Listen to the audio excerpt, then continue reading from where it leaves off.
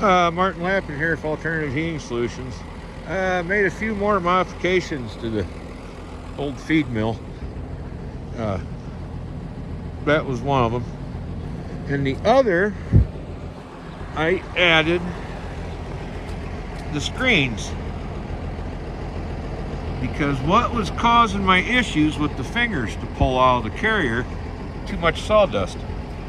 Sawdust get between the fingers and the solid portion of the grate, and when they went to drop, they couldn't drop it. It just pulled them right out of the carrier. I've had zero issues since I've started screening my chips, and the screenings aren't going to waste. Usually if I do 2 batches in this, I get a full skid steer bucket full of fines, and I dump that in the cow barn for the cows to lay on. This,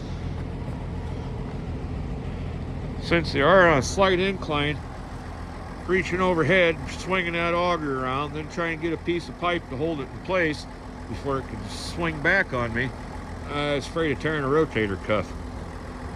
Father tore both his working overhead in the trades, and I did have one repaired a few years ago and have no desire to do that again.